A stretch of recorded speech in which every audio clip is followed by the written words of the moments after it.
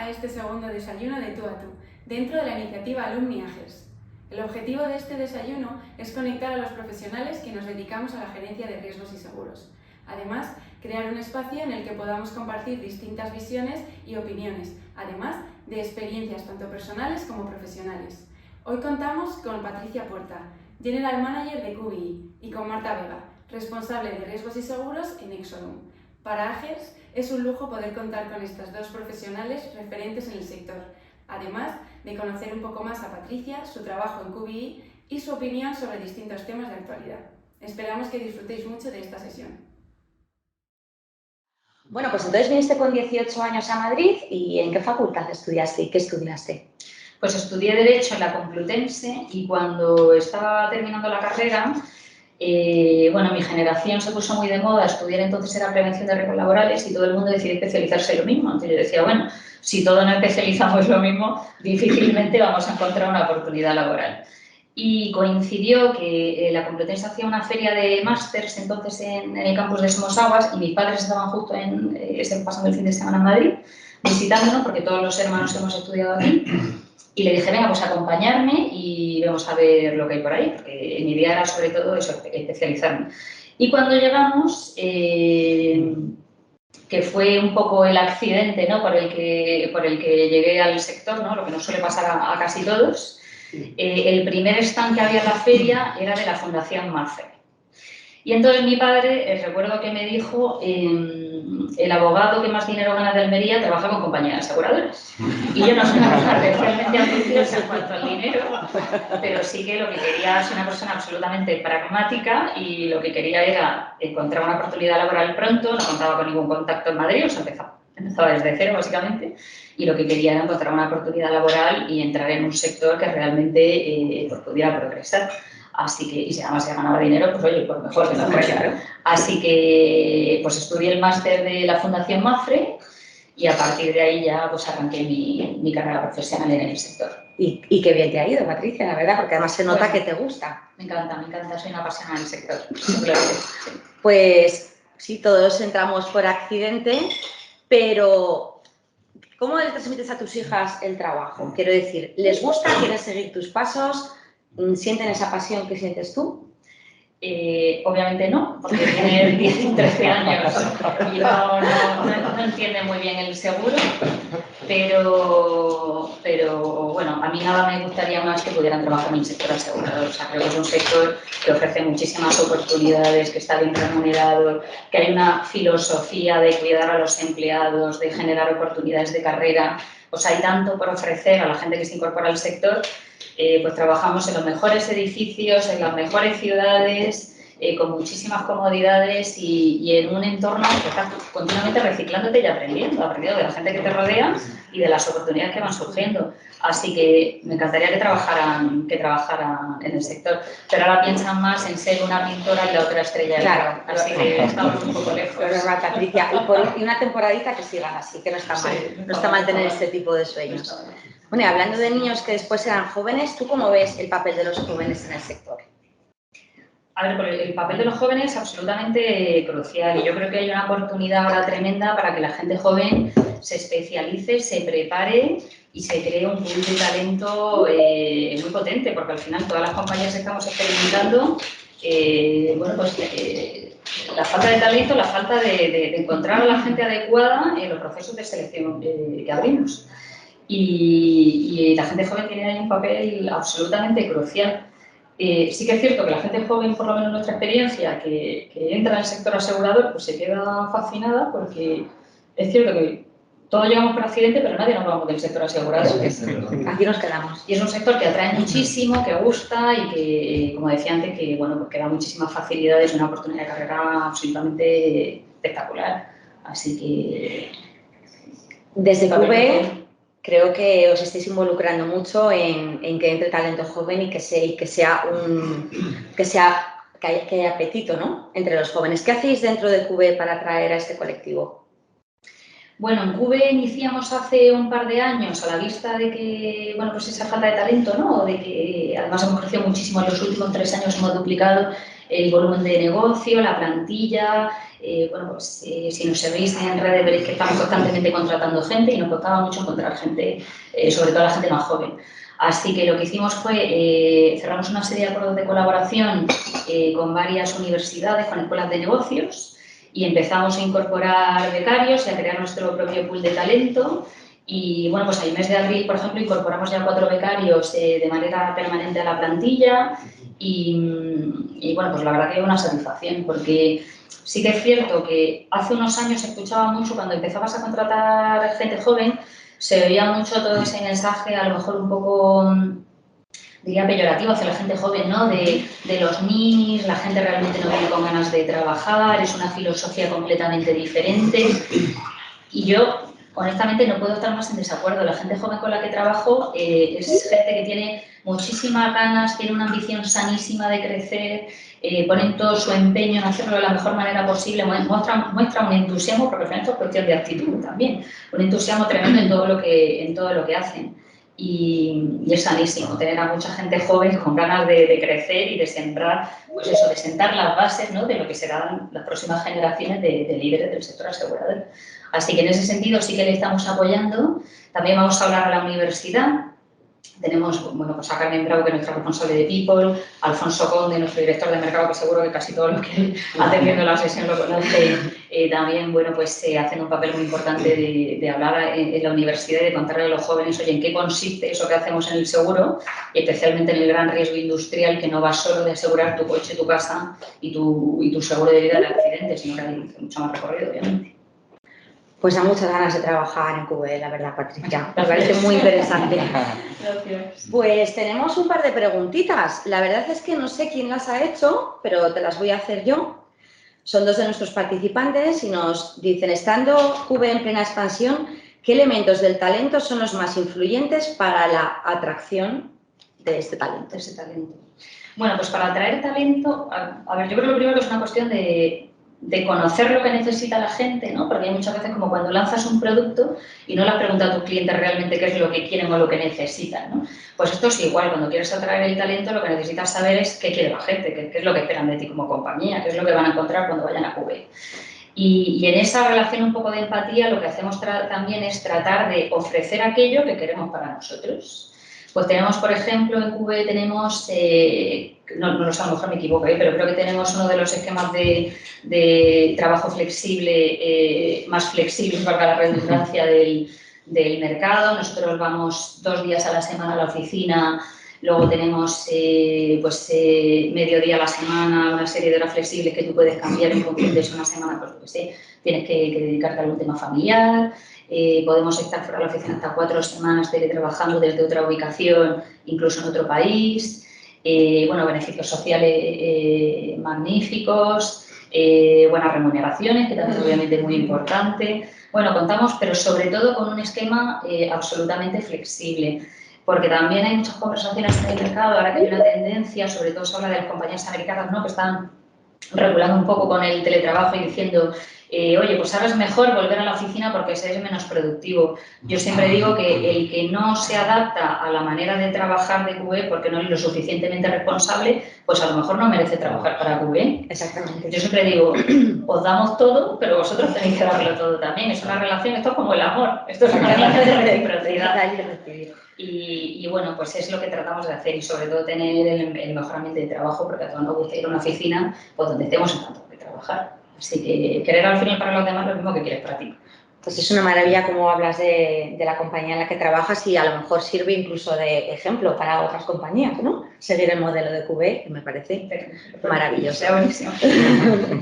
Tenemos otra pregunta que es, ¿cuáles son las claves para que exista sinergia y compatibilidad entre el talento joven y el talento senior?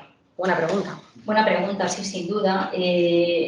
A ver, yo creo que esto es una cuestión principal de respeto y de también sentar la cultura en la empresa, ¿no?, de que las canas son importantísimas. O sea, lo que se aprende de los veteranos, de la gente que realmente lleva mucho tiempo en el mercado, que tiene una experiencia que tú no tienes, que se ha dado de bruces contra el suelo más veces que tú y que te puede enseñar muchísimo. Y luego la gente joven aporta un punto de frescura, de innovación, de nuevas maneras de trabajar, que a veces a los que tenemos más años pues no tenemos en consideración. Así que yo creo que bueno, que hay que combinar lo mejor de ambos mundos, ¿no? Y retroalimentarse.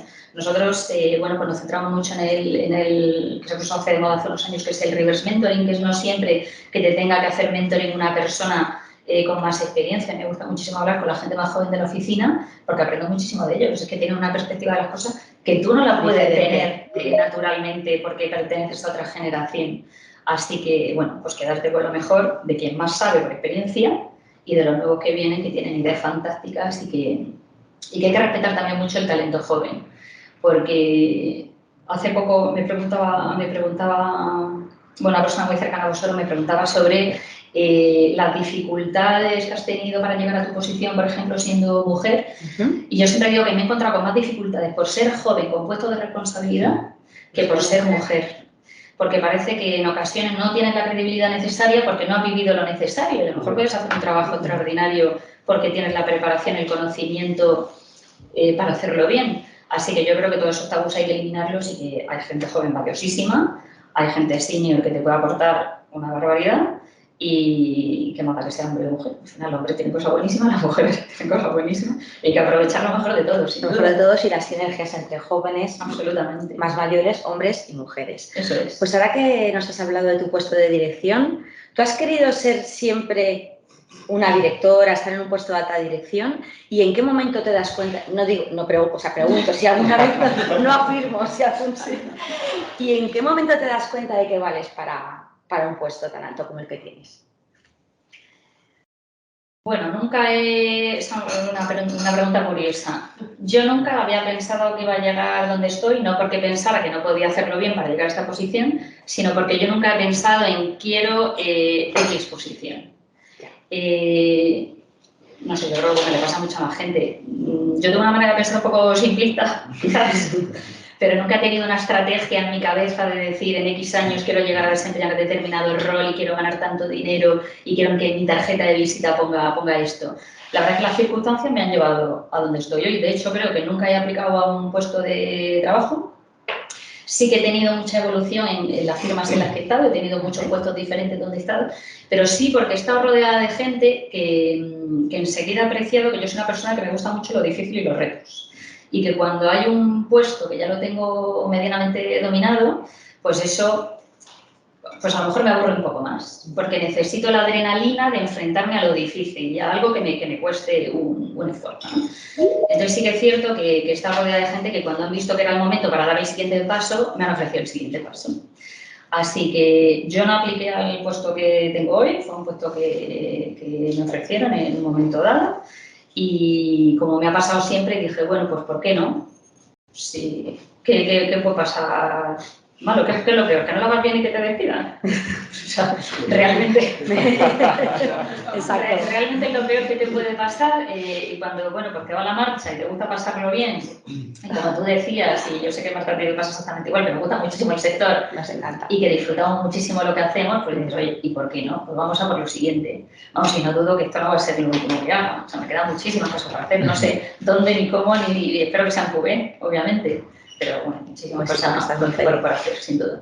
En QB, y aparte, como has dicho que has estado en distintos puestos y tal, yo creo que eso también tiene que ser enriquecedor para tu puesto porque comprendes el trabajo que realizan los demás dentro de una compañía. Eso es un punto importantísimo. Yo empecé tramitando siniestros en AON, me acuerdo la cadena de McDonald's.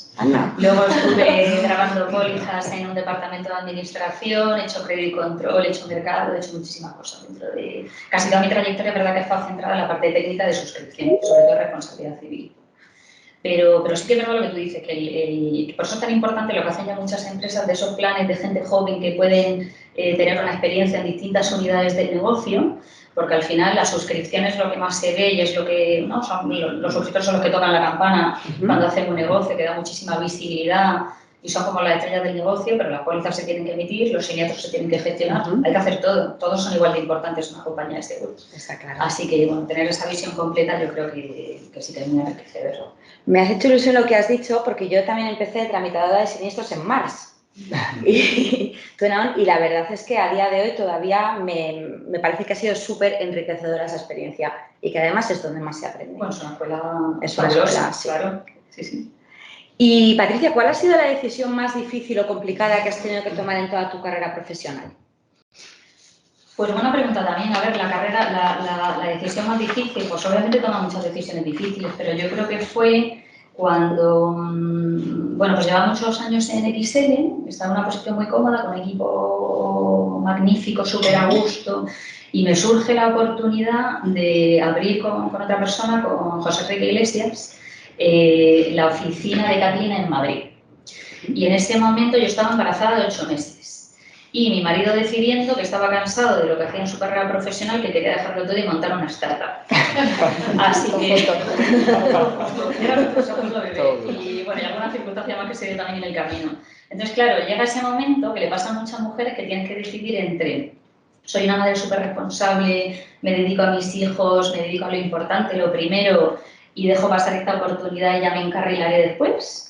O la aprovecho y echo toda la carne en el asador y que sea lo que Dios quiera, lo que tenga que pasar. ¿Y qué hiciste? Y opté por esa decisión. También es verdad que tengo muchísimo... en mi casa no sé cómo se llama lo de colaborar o cómo se llama. ¿Cómo las tareas, compartir tareas. Sí, conciliar. Los que conciliamos, en mi casa realmente pues cada uno hace lo que le toca, ¿no? O sea, que sí que trabajamos los dos por igual en casa.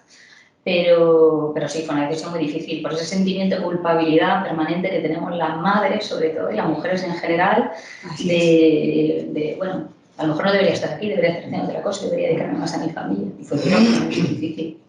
Hay que hacer muchas cosas diferentes y tienes la sensación de que ninguna la estás haciendo bien al 100%. Sí, sin duda. Y me acuerdo cuando llegué a esa entrevista que, bueno, pues vino a Madrid el que entonces era mi jefe técnico de Alemania y nos citamos en un restaurante cerca del Retiro y la mesa eran unos bancos pegados a la mesa y yo me acuerdo que nos tuve que cambiar de mesa porque no me cabía la oreja. No me podía sentar porque estaba a punto de dar a luz y entonces aquello era todo un poco surrealista. Pero bueno, me esperaron a que diera luz a que hiciera mi baja por maternidad y yo creo que en eso la compañía ha avanzado muchísimo. Está súper respetuosa con la maternidad porque los hijos tienen que venir al mundo, o sea, la gente tiene que seguir, pues tiene que seguir. Posiblemente ahora en las entrevistas de trabajo, porque hemos avanzado, no nos preguntan ¿tienes intención de ser madre? Sin duda. ¿Sabes? Esa pregunta que yo creo que hemos sufrido prácticamente todas hace tiempo. Sí. Ayer hablamos en QV que vienen 9 bebés ahora, por eso tengo una plantilla también muy joven y muchísimos bebés en camino, y bueno, no podemos estar más contentos de ello. Obviamente eso supone que tienes que buscar soluciones, ¿no?, para cubrir esas bajas y que el negocio continúe, pero bueno, a eso nos dedicamos, a resolver problemas, o sea que disfruten de sus bajas y de sus bebés y que es una alegría inmensa. Y que volverán muchísimo más contentos a la oficina sabiendo que se entiende la situación, la situación que tienen. Sí, debería ser normal. Pues vamos a cambiar un poquito de tercio. Eso es una pregunta que a mí personalmente y a muchos de los que estamos aquí nos interesa. ¿Qué es para ti la gerencia de riesgos, Patricia? Pues la gerencia de riesgos para mí es una posición absolutamente crucial en las compañías, en la empresa. Y creo, la verdad que estoy súper satisfecha de ver que se está profesionalizando tanto y ahora que está surgiendo también la figura con tanta fuerza del responsable de ESG en las compañías y que viene tanta regulación, porque es verdad que vivimos en un mundo súper regulado y más que va a venir, ¿no? Pues el que haya tanta normativa ahora relacionada con la gestión del riesgo, con el control del riesgo, al final creo que la gerencia de riesgos, de ella depende el que una cuenta de resultados pueda llegar a buen puerto y que realmente se tenga el control sobre el negocio. Así que la gerencia de riesgos yo creo que es básico y que creo que hemos tardado muchísimos años en profesionalizarla. Esto tenía que ocurrir hace muchos años. Así es. ¿Y cómo ves el futuro de la gerencia de riesgos? Crucial. Y el otro día, por lo que comentábamos también en otro foro, bueno, qué difícil encontrar gerentes de riesgos, ¿no? Tradicionalmente se ha tirado mucho de contratar, bueno, tú lo sabes mejor que yo, de contratar profesionales, pues posiblemente de broker, no ha sido algo tradicional, que aquellas personas que estaban gestionando un determinado cliente en el corredor acababan pasando a llevar la gerencia de riesgos de la compañía, pero bueno, ahora que hay tanta gente joven interesada en el sector asegurador, sin duda interesarse también por desarrollar un perfil profesional de gerente de riesgos, bueno, es que tiene un futuro inmenso. Pues a ver si es verdad, porque sí que está costando muchísimo a las empresas encontrar gerentes de riesgos y bueno, en AGER se promueve muchísimo esto, normal, y hay varios másters y tal, y yo creo que, oye, que si le damos un poquito de publicidad a lo mejor no nos cuesta tanto encontrar este tipo de profesionales, que además es una profesión preciosa. Muy bonita. ¿Te das fe? Pues sí, doy fe. Llevo ya 12 años. Y tenemos alguna pregunta más, y me voy a poner las gafas, Patricia, que antes me ha costado un poco. Desde la perspectiva de QBE, antes más o menos has contestado, ¿qué importancia se le da en términos de suscripción de riesgos e implantación de criterios ESG por parte de los clientes? A ver, muchísima. En materia de ESG, nosotros tenemos lo que llamamos, yo entiendo que lo tienen casi todas las compañías ya, un marco que es el Risk and Environmental Framework, que lo que hace es definir, por ejemplo, una serie de industrias que no estamos dispuestos a asegurar. Porque lo que se trata es de, al final hay que crear un marco ético en el que, bueno, las compañías tienen que incorporar criterios ESG en su desempeño. Entonces, una compañía que no está dispuesta pues, a respetar determinados principios de protección del medio ambiente, de respeto a los derechos humanos, o sea, todavía vemos, y la menos, obviamente esto no lo encontramos tanto en nuestro mercado, no aquí en España, pero empresas que todavía trabajan con mano de obra infantil, bueno, determinadas cuestiones, que obviamente eso es intolerable y en eso yo creo que todos tenemos un papel de responsabilidad fundamental en tratar de evitar el acceso al seguro a compañías que no cumplen con unos principios básicos. Y luego, en cuanto al impacto que puede tener en la compañía o cómo valoramos el que los clientes incorporen esos criterios ESG, pues ya se tiene en consideración, obviamente, los tarificadores.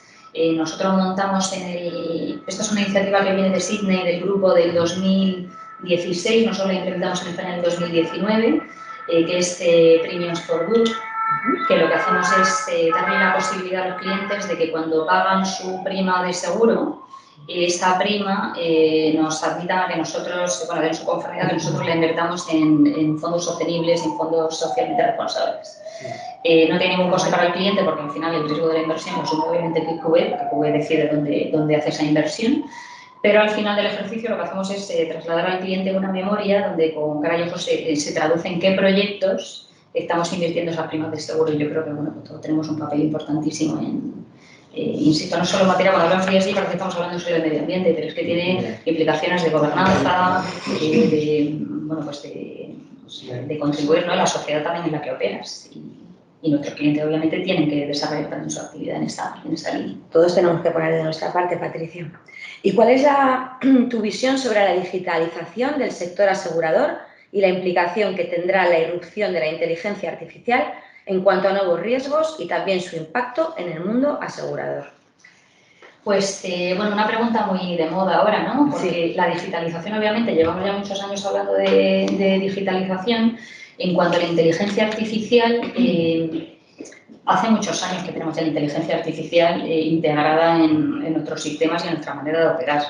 Porque la utilizamos en el análisis masivo de datos, la hemos utilizado, por ejemplo, yo recuerdo cuando empecé a trabajar en una de mis primeras compañías, que se controlaba el negocio con un Excel. Y ahora tenemos CRM maravillosos que incluso nos hacen un análisis predictivo de qué oportunidad tiene más probabilidad de tener éxito, con qué ejecutivo de cuenta, en qué corredor, en base a qué términos y condiciones. El análisis predictivo está ahí, lo utilizamos muchísimo para saber en qué oportunidades nos centramos y dónde vamos a tener un mayor ratio de éxito.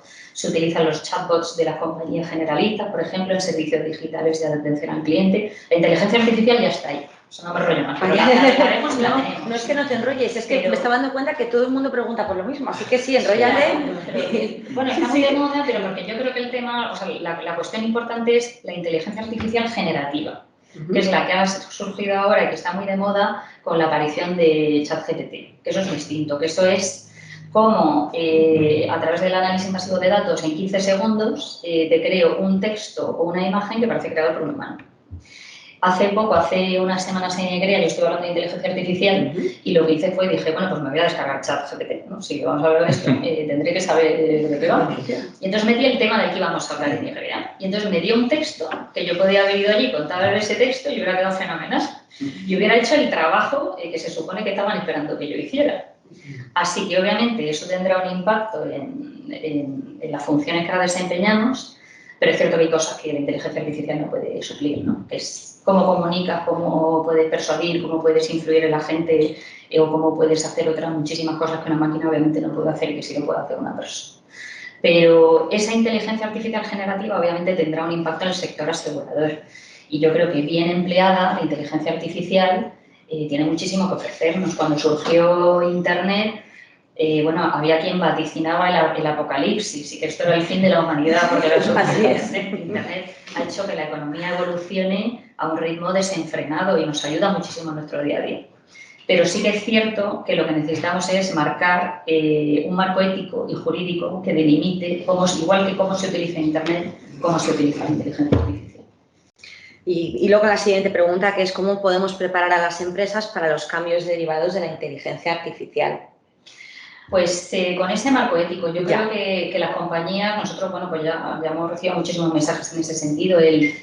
Es un soporte, puedes utilizarlo obviamente, ya está integrado de una manera correcta en determinados sistemas de la compañía, pero ante todo hay que mantener ese marco de ética de no traspasar determinadas fronteras en su utilización, porque hay una serie de riesgos que van aparejados al uso de la inteligencia artificial, que son, por no sé cómo decirlo, un poco la dejadez, en que incluso la gente deje de formarse o haya un poco de reticencia a ese reciclaje continuo tan enriquecedor que hemos tenido siempre, porque al final tengo una herramienta que me da toda la información que necesito.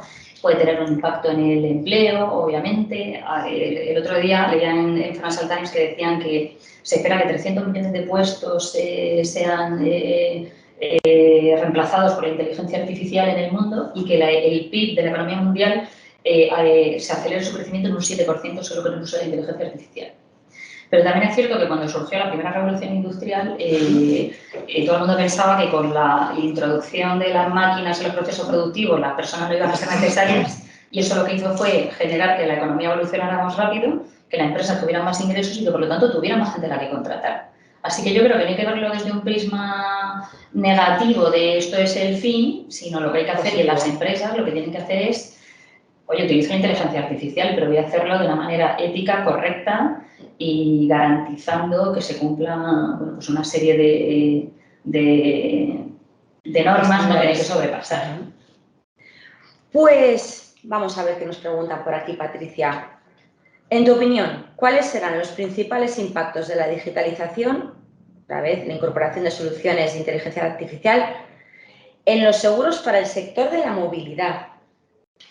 Para el sector de la movilidad, a ver, la inteligencia artificial lo que va a producir obviamente la suscripción es evitar determinados sesgos inconscientes o subjetivos que se tienen cuando se hace un determinado trabajo. Entonces, cuando tú tengas muchísima más información disponible en cuanto a tarificadores, en cuanto a valoración de un riesgo, ¿cómo va a ser lo mismo que tú tengas la información que te facilitan en un dossier, a que tú tengas acceso a un análisis masivo de información, de toda la información disponible de un determinado riesgo? Obviamente, las decisiones debieran ser más objetivas.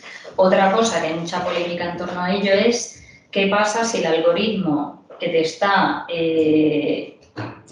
generando esa información, esa inteligencia artificial, está sesgado? Porque entonces ya hablamos de que puede haber bueno, pues decisiones que se tomen en la suscripción que sean injustas, que sean discriminatorias. Entonces, bueno, por eso es un terreno delicado que obviamente hay que regular. Pero sí que yo creo que traerá al sector asegurador muchísima eficiencia, muchísima rapidez en la toma de decisiones y sobre todo el análisis de muchísima más información de la que tenemos ahora disponible. Pues siguiendo con el mismo tema, nos preguntan cómo pueden afectar estas nuevas tecnologías a la actividad de distribución de vehículos, a la siniestralidad y a los servicios de postventa, reparación y o mantenimiento. Pues en cuanto que siempre me he dedicado al riesgo industrial y nunca he hecho auto, no tengo ni idea de cómo... Eso te iba a preguntar, no sé si sabrás sobre esto. Me encantaría, pero yo sobre lo que no sé, así que no, lo lamento, pero no desconozco absolutamente el sector del automóvil. Del automóvil. No puedo decir ahí. Sí que creo insistir, yo creo que la idea principal en cuanto a inteligencia artificial es que puede ser de muchísima utilidad bien empleada, como todas las revoluciones tecnológicas que hemos vivido. Sin duda alguna. Y cambiando de tema, ¿cuál es el apetito de riesgo de daños en QB? Bueno, en QB nos dedicamos como he comentado antes, al gran riesgo industrial. Bueno, pues trabajamos muchísimos productos en property. Bueno, pues tenemos una prima mínima de 20.000 euros, estamos cotizando empresas que facturan a partir de 50 millones. Bueno, pues centrado en casi todos los tipos de industria, pues en fabricación, en química, en farmacéutica, en servicios, Pero sí que es cierto que ahora hay mucha polémica, por ejemplo, con el sector de la alimentación y el sector del reciclaje, porque no se encuentra capacidad. Y sí que, bueno, llamar la atención que QV nunca, en 15 años que lleva de experiencia en España, es un sector que nunca hemos trabajado. O sea, que nunca está en apetito, no porque ahora se den otras circunstancias de mercado hemos dejado de hacerlo. Y bueno, pues en Property, bueno, pues poniendo capacidades importantes y a fecha de hoy es el ramo principal de la compañía por el volumen de prima. Sí que es cierto que tenemos Property, responsabilidad civil y lo que son líneas financieras y las specialties. Está el quesito, por decirlo de alguna manera, de la composición de la cartera está bastante balanceado, pero Property es el ramo que tiene más peso a fecha en nuestra cartera. ¿También tenéis apetito por los riesgos de hidrógeno? Por lo que buena pregunta también. Bueno, me interesa personalmente, por eso te la hago.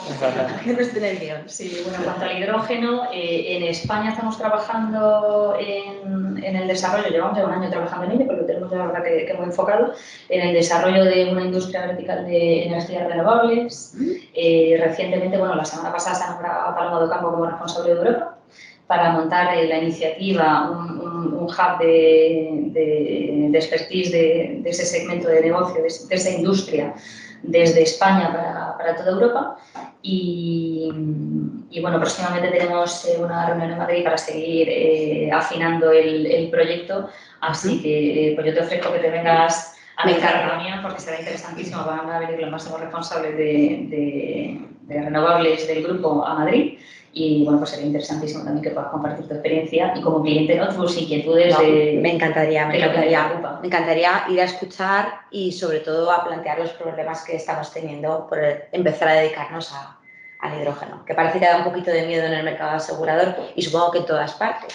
Pero también es verdad que hemos estado utilizando durante años hidrógeno gris y no entendemos cuál es el problema de que ahora de repente haya un miedo por asegurar hidrógeno verde. Bueno, hay muchas inquietudes con el transporte, ¿no? Del hidrógeno. Sí, con el transporte, pero... Tenemos una red lo suficientemente preparada para poder transportar este tipo de energía.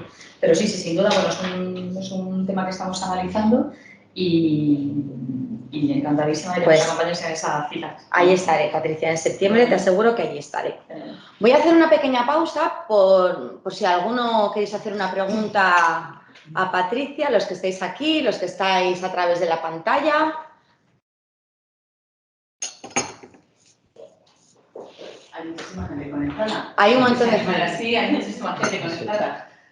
Tenemos aquí a una grande. Yo creo que, vamos, a mí me surgen millones de preguntas, pero yo personalmente no le voy a hacer una. Creo que Juan Hernán quiere hacer una. Juan. No le hemos pedido. Por alusión. No se te escucha. No, perdona, que tenía el mute. Bueno, oye, primero, enhorabuena. No soy muy objetivo porque Marta y Patricia tengo una personal devoción, ya lo sabéis. Sois dos mujeres estupendas y da gusto escucharos. Bueno, por comentarios más que preguntas, tengo un montón de preguntas y algunas, incluso alguna políticamente incorrecta que no voy a hacer. Eso ya en un café. Son las más divertidas, pero bueno. Nos gustan. Pero me encanta escuchar, sobre todo el hablar también, primero, por empezar un poco por todo, ¿no? Abiertamente, pues el cáncer, que yo creo que hace muchísima falta gente pues como Patricia que animen a las personas que ahora mismo estén en esa enfermedad y que gracias a Dios es algo que cada vez se supera más, ¿no? Y yo creo que el hablar abiertamente de estas cosas pues es muy importante para la gente que ahora esté pasando esos momentos, ¿no? Yo en concreto tengo una persona muy cercana que también lo ha pasado. Y yo creo que y me encanta ver a gente como Patricia, bueno, como Alfredo, como un montón de gente que tanto bien han hecho. Otra cosa que me preocupa es que tengáis a Alfonso Conde en las universidades buscando a gente.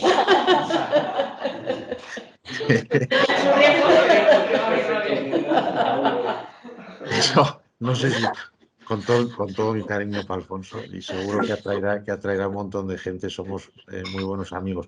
En cuanto a la inteligencia artificial, también, bueno, estoy muy de acuerdo, ¿no? Yo creo que a mí sí me da un poco de miedo, la inteligencia artificial.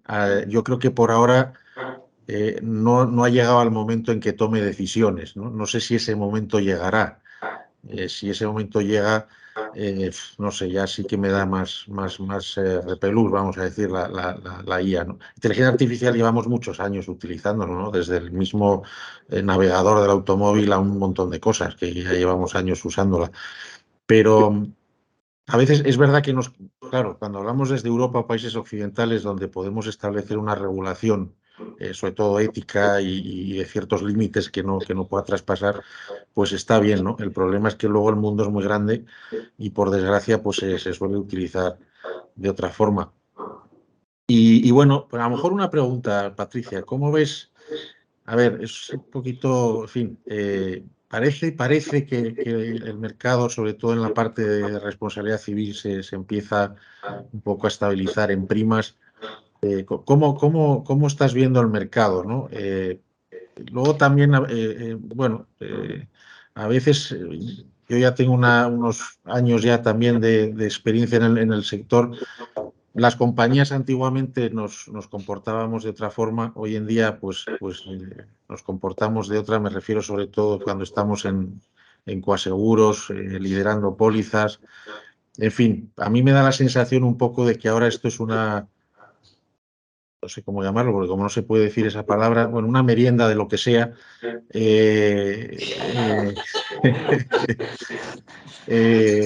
No sé, ¿cómo ves un poco el mercado, el comportamiento, en fin? De los productos. Siendo vosotros también una compañía seria y con la que da gusto trabajar. Bueno, muy parecida a vosotros, Juan, ¿no? Pero aparte trabajamos juntos muy a gusto. Bueno, por lo que todos sabemos, ¿no? Fue en octubre del 19 cuando empezamos a apreciar que había ese endurecimiento, que empezaba ese endurecimiento tan salvaje de mercado, que sí que es cierto que bueno, pues a los que trabajamos en foros europeos y estás todo el día hablando con tus compañeros de otros países, sí que lo que vimos es que a España, a diferencia de otros países, el endurecimiento de responsabilidad civil vino más tarde, pero también porque responsabilidad civil es naturalmente, bueno, ha sido naturalmente el ramo más rentable en nuestra industria, en nuestro mercado. Ha sido un ramo con muchísima estabilidad y principalmente propiciado porque aquí no existe tanto como en otros países esa tendencia del asociacionismo para las reclamaciones, de las famosas class actions americanas. Y bueno, contamos como mercado con muchísimas bondades, como son el Consorcio de Compensación de Seguros en Daños y con esa cultura, ¿no?, un poco más laxa en cuanto a la reclamación en materia de responsabilidad civil. En octubre del 19 es cuando empiezan a subir todas las tasas, a endurecerse muchísimo el mercado. Sí que es cierto que ahora lo que vemos es que el property, bueno, pues sigue mercado duro, pero más sostenido. En responsabilidad civil, sin embargo, se aplana más la curva y vemos que hay una situación mucho más estable. Y en líneas financieras es donde estamos viendo que hubo ese subidón tan tremendo, que fue el primer ramo que empezó realmente a endurecerse y es el que está cayendo en picado y ahora vemos incluso tasas negativas. Y bueno, pues influenciado por muchísimos factores. En líneas financieras también es verdad que hay mercados muy ávidos ahora de hacer negocio en líneas financieras porque no cuentan también con un legacy, cuando al final eres una firma que aterrizas, ¿no? No tienes un portfolio que remediar de alguna manera y es un momento propicio porque las tasas están a un nivel muy interesante. Pero sí que es cierto, bueno, yo creo que esa es la diferencia un poco entre productos, pero hablando de responsabilidad civil, Juan, que tú es lo que preguntabas, la responsabilidad civil está muy estable porque sigue siendo un ramo muy rentable y muy seguro, por decirlo de alguna manera, ¿no? Todo a pesar del artículo 20. Todo a pesar, bueno, eso tantísimo daño nos hace, que algún día, bueno, confiamos en que eso se cambiará, pero efectivamente, sí. Pues no lo sé, el otro día estuve en el Congreso de Responsabilidad Civil y seguro, muy interesante, por cierto, que organizaba Inese, habló una fiscal y se te ponen los pelos como escarpias, pero bueno, oye, es lo que tenemos que gestionar. Sí. Bueno, lleva muchos años conviviendo con él, ¿no? Sí, efectivamente, no sabemos cuándo cambiará. Pues muchísimas gracias por tus preguntas, Juan, siempre interesantes. Naya. Gracias, Juan. El día que nos tomemos el café nos haces las otras preguntas, ¿vale? Sí. Políticamente incorrectas. Eso queda pendiente de mi parte, os invitaré. No es por nada, pero estaba pensando en el marmitaco. Te lo dejo ahí. Yo te lo lanzo y tú lo organizas como veas. Oye, pues ahora es la época del bonito, ¿eh? O sea que Sí, pues empieza. nos organizamos, tú tranquilo. ¿Alguna otra pregunta? Sí, me gustaría hacer Cuéntanos. una pregunta.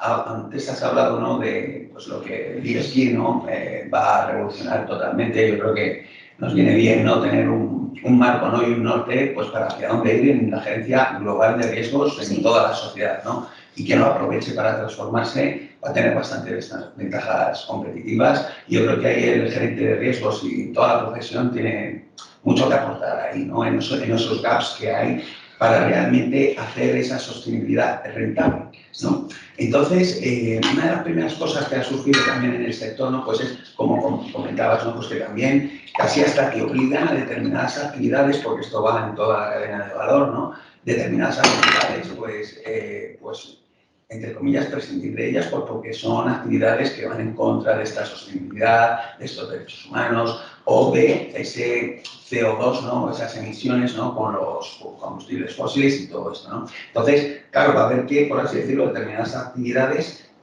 darle la espalda, entre comillas, ¿no?, que habrá que ver cómo la sostenibilidad, porque no se puede pasar de 0 a 100, por ejemplo, con temas de combustibles fósiles todavía y con otras amenazas que muchas veces se pierde ese foco global, no por centrarnos demasiado en el CO2, ¿no? Sí.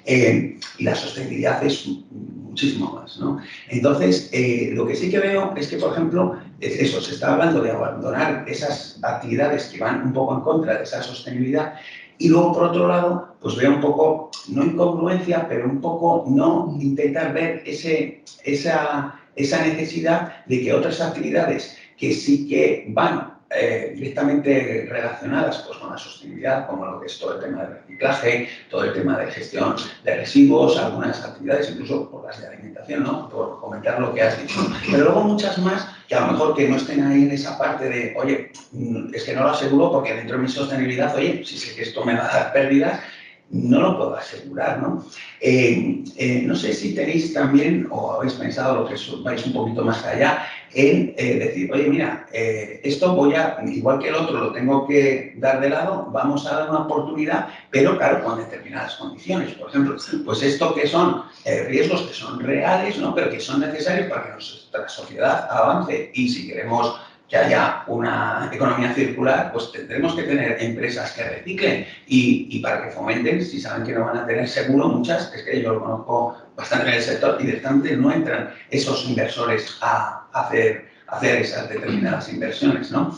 Pero ahora además hay una tecnología y con esta transformación digital que nos permite incluso pues, con inteligencia artificial cambiar a modelos productivos con incluso pues, con mantenimiento basado en la condición, preventivos que unidos a toda la sensórica, pues todas estas causas que hacen que no sean asegurables determinados riesgos se van a poder mejorar y va a requerir una suscripción a lo mejor un poco más técnica y detallada, pero sí que ahora ya no va a haber un riesgo igual y habrá con tecnología, pues oye, que habrá sectores que aunque sean en global reciclables, ya con esa inteligencia que nos permite esas más tecnologías y disponer de más datos, sí que nos permitirá decir, oye, a esta empresa, por ejemplo, de reciclaje, la puedo asegurar mucho mejor que hasta una zapatería, por decirte. Es que tiene un desorden y no tiene esos controles.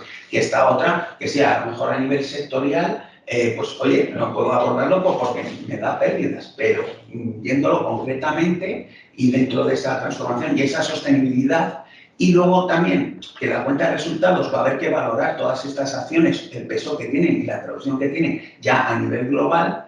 No sé si tendréis fijado esto un poco en esa estrategia, ¿no?, de globalidad y decir, oye, tenemos que empezar a valorar, apoyar estas iniciativas en sectores que a lo mejor antes, con el modelo tradicional de, por así decirlo, ley de los grandes números, por resumirlo, no serían asegurables, pues porque lo metemos todo en silos y en cajones. Y, oye, reciclaje, de media me dan esto, las habrá magníficas, pero el 90% son malas. O sea, ver si se puede empezar a ir por así decirlo, contrarrestando a lo mejor ciertas pérdidas o riesgo o elevación del riesgo que te pueda dar esas características intrínsecas, compensarlo con los beneficios que te puede dar a nivel social, de decir, oye, mira, pues me arriesgo un poco y en vez de destinar 1 millón de euros, por decirlo algo, a plantar árboles por ahí, pues los destino a dar capacidad, o entre todos, o a nivel de pool, ¿no? Por eso también nos lanzo un poco aquí, para decir, oye, ¿qué estamos haciendo incluso a nivel asegurador pues con esta problemática que va a hacer que, oye, que tarde o temprano, más yo creo que como están todo obligándonos a ser sostenibles, va a tener que llegar. Entonces, también estamos ante la oportunidad de transformar esta amenaza en una oportunidad, ¿no? De quién se posicione primero para la suscripción, ¿no? Muy buena pregunta. Yo sí quería distinguir entre dos cosas. Yo cuando hablaba antes de que tenemos un marco, el RISE Framework que os mencionaba antes, de actividades que nos aseguramos, son actividades donde no es que el cliente no haya desarrollado unos criterios ESG, es que se violan derechos humanos, es que bueno, hay una serie de connotaciones que obviamente son actividades que desde un punto de vista ético no puedes asegurar. Distinto a lo que tú dices, que hay determinadas industrias que son esenciales para el desarrollo de la economía, como puede ser la alimentación, y que no encuentran capacidad en el mercado. ¿Y cómo arreglar eso, no? Yo creo que hay algo determinante y es la nueva directiva en materia de información de sostenibilidad que viene en el 2021. Hace unas semanas salió un artículo buenísimo en La Expansión, no sé si tuviste ocasión de verlo, que el titular decía algo así como es un cambio copernicano revestido de reporting, pero realmente es un cambio de gestión.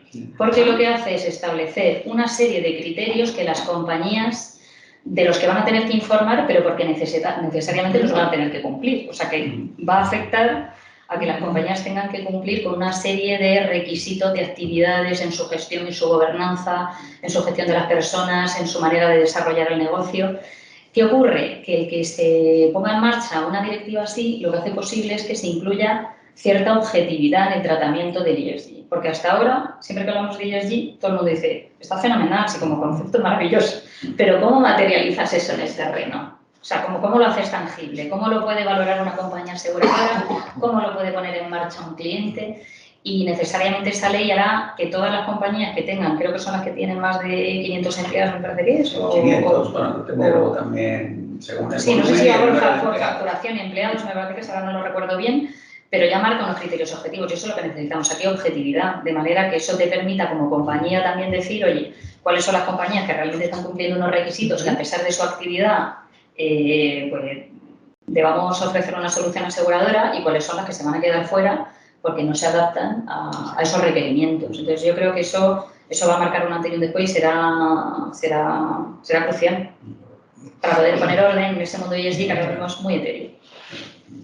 Pues muchísimas gracias por tu pregunta tan elaborada e interesante y por tu respuesta. Se aprende siempre en estos foros algo diferente. No sé si alguien quiere hacer otra pregunta. Tenemos otra por aquí. Cuéntanos. Me había quedado, Patricia, con la respuesta que estabas dando a la pregunta de Juan. ¿Sí? En cuanto al tema de la evolución del mercado, Sí. esa etapa de endurecimiento tan fuerte que vimos y cuál es la situación ahora. Y lo comentabas específicamente con líneas financieras, de cómo habías visto esa curva, que en efecto en el mercado también lo estamos viendo.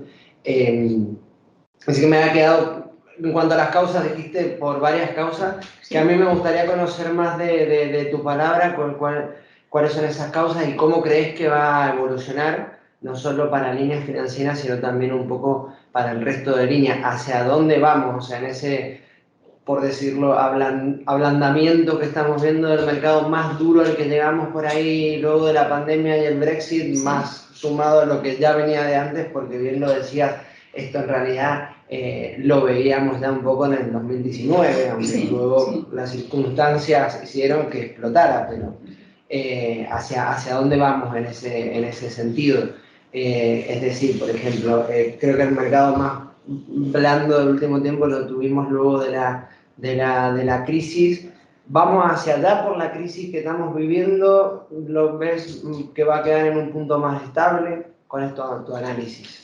A ver, yo mi análisis, pues a la vista de toda la información que tenemos disponible, porque obviamente desde las compañías tenemos que estar muy pendientes, ¿no? de todos los análisis de mercado que salen, de cuáles son las tendencias que que ocurre, por ejemplo, en Estados Unidos, que siempre marca una pauta un poco también de, ¿no?, de lo que acaba llegando también al continente.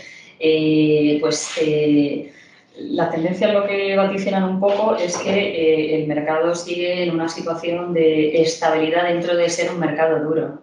Sí que vemos un factor diferencial que habíamos hablado en la línea financiera de que subió tanto la curva que ha ido absolutamente picado y que luego, bueno, pues hay, eso es absolutamente lícito y legítimo, que hay mucho apetito en el mercado por muchas firmas en líneas financieras, pero sí que es cierto que el mercado continúa duro.